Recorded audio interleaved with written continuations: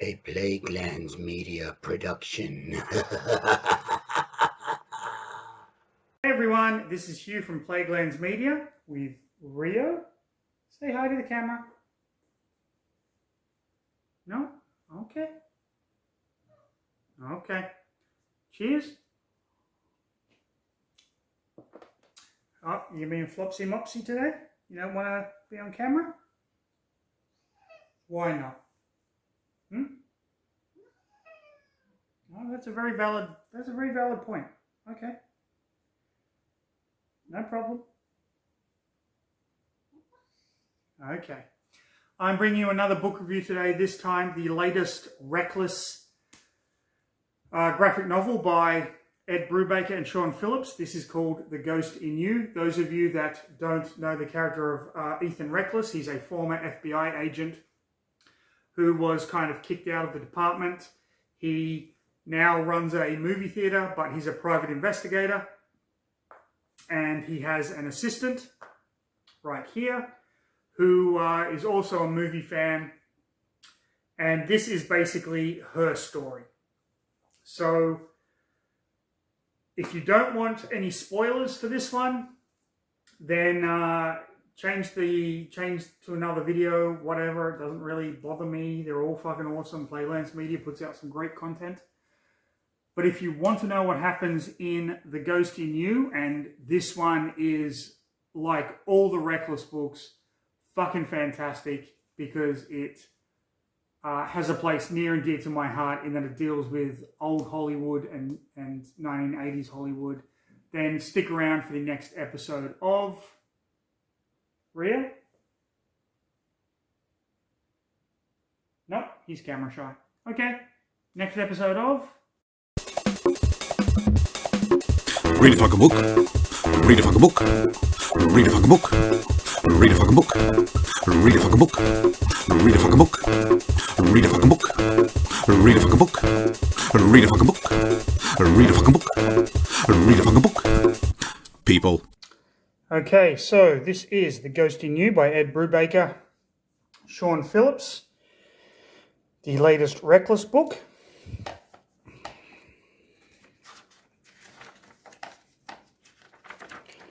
So it starts with Anna. She appears to have been stabbed, and she makes her way down the stairs. She's in some sort of a mansion. And we get a little bit of voiceover about her being left alone by her mother at Disneyland before she finally collapses and regrets taking on whatever case this is that she is taking on. So straight from the beginning, Reckless isn't going to be in this. This is Anna's story.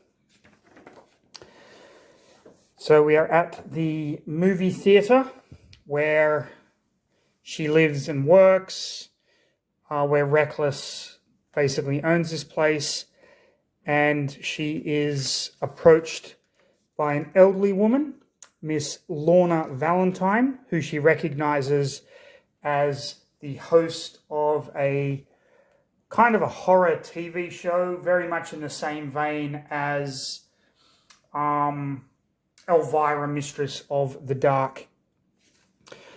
Anna says that she actually met her at a convention and that she is a huge fan of her work, and this woman wants her to come and check out this house that she has just acquired that has been left to her. She believes it is haunted. There have been noises, that kind of thing, and her dog also went missing from a locked room in the house. So, of course, Anna accepts the case, even though Reckless is not there. They go to the house where Anna discovers that it is the famous... a famous murder house in Hollywood, one that one of her ex-boyfriends actually was obsessed with and wrote about. So the reason this house is so famous is that it was owned back in the 1920s by a gentleman called, where is his name? Laszlo Lamore. Laszlo Lamore had this built for his wife, who unfortunately died in a car accident. And the house was then left vacant for a little while and then was bought by a doctor who ended up murdering his family and committing suicide. And the house kind of went to ruin after that. All of this happened on Christmas. You can see the remains of the tree and the presents still there. And then it was bought by the church and turned into kind of an orphanage or a home before it came into the possession of Lorna. So Anna is naturally taken with this house. This is kind of in her field. There's been a lot of rumors and things about what goes on in the house. So Lorna wants her to work out whether or not the house is haunted, and also, if she can, to find her dog. So Anna basically decides what I need to do is I need to go and speak to Madame Marlena. Madame Marlena was a psychic that her mother, Anna's mother, used to go to all the time. Anna and her mother have a very rocky relationship. Her mother is a substance abuse sort of person who has been in and out of rehab. But when she was much younger, she used to take Anna when she would go and see the psychic, and she believed everything that this psychic says. So Anna takes Marlena back to the Lamore estate, and Marlena kind of walks through the house and pretty much tells her it's not really haunted, although there is some negative energy in the house itself.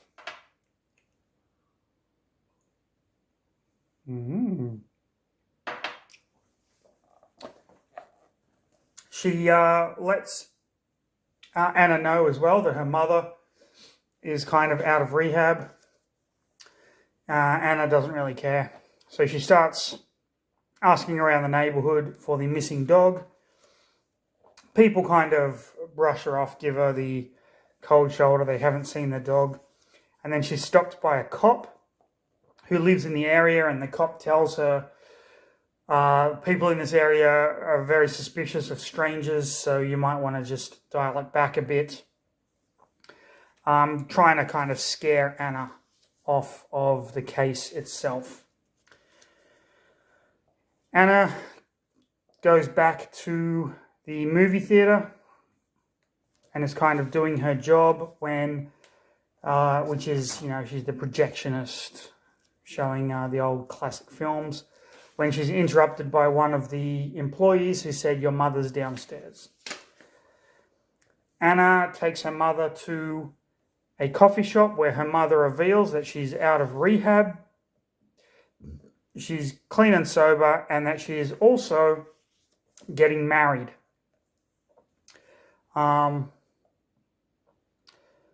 She wants Anna to come to the wedding. She knows they've had their differences in the past, but she would really like to kind of patch things up. Anna says she has to think about it. Of course, she is suspicious. She goes back to her apartment and gets sodding drunk. Wakes up with a hangover and eventually calls one of her contacts to look into the guy that her mother is marrying. Her mother is marrying someone that she met in the rehab program, which, for those of you that don't know how those sort of programs work, you shouldn't date an ex-addict. Basically, they frown against kind of dating people that have had your similar problems, because if you fall off the track, they will too. If they fall off the track, you will too. She goes to an animal shelter, still looking for the dog, and ends up going to her contact, who is Ethan Reckless's ex-handler when Ethan was in the FBI. And he did a bit of digging, and kind of the guy that her mother is marrying has priors, and he's kind of not a very nice guy at all. So they have a bit of a back and forth chat, and she basically starts kind of tracking this guy, surveillance, and she tracks him to a bar where he's meeting a suspicious-looking biker. Again, someone that's in these programs shouldn't be frequenting bars. That's a big, big no-no. So she's instantly suspicious. She takes a picture of the guy drinking, and the guy kind of catches on and confronts her, and he ends up trying to take the camera from her, and she punches him in the face and breaks his nose. She takes the camera and hightails it out of there.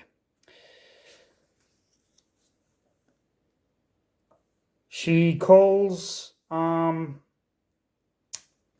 theatre, basically telling people that they need to kind of take a double shift. And while she calls, the theatre guy says that Lorna, the actress, has been around and has been a little pissed off that she hasn't been taking the case too seriously. So she goes to visit Lorna and explains that she had a family situation, and they kind of reconcile and patch things up.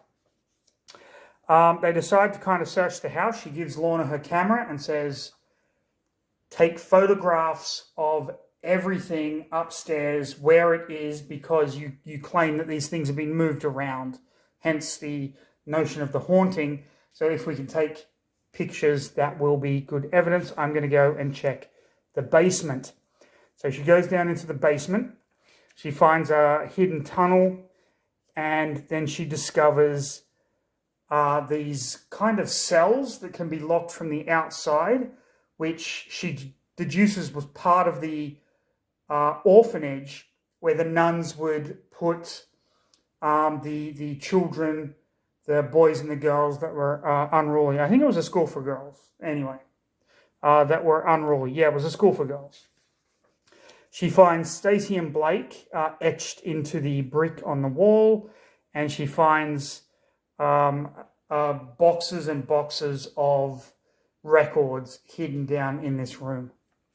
She hears Lorna screaming for help, and as she races upstairs, Lorna has fallen down the stairs and is not in a good condition. Anna is taken to the police station where she is interrogated by a cop. She tries to explain her story. The cop lets her know that Lorna is not dead, that she is in a coma. When Anne leaves the police station, she goes and checks on Lorna, who is indeed in the hospital, and then she goes back to the theatre where her mother is waiting for her and confronts her about punching the fiancé in the face. She tells her mother that she saw her fiancé in a bar, and he shouldn't be in a bar, and she has the pictures to prove it. Her mother's not hearing any of that, and that's when she kind of tweaks. Lorna had the camera, so maybe there's a picture on the camera of whoever or whatever attacked her and pushed her down the stairs. She tries to get to the evidence, but they're not having any of it. And the cop from earlier tries to stop her from going into the mansion. It's now a crime scene because the police are saying there was no camera with Lorna when she was taken to the hospital. And this cop is like, I'm not letting you in to get evidence from an active crime scene. You're out of your fucking mind.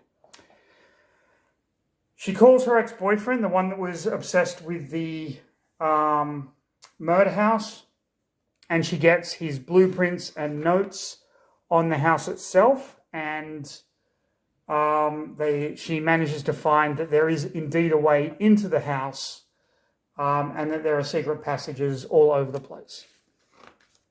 So, of course, she climbs the wall, finds the secret passage that leads into the house itself, and while she's there, going through the house, she interrupts a man and a woman who kind of look homeless, and this is when she gets stabbed and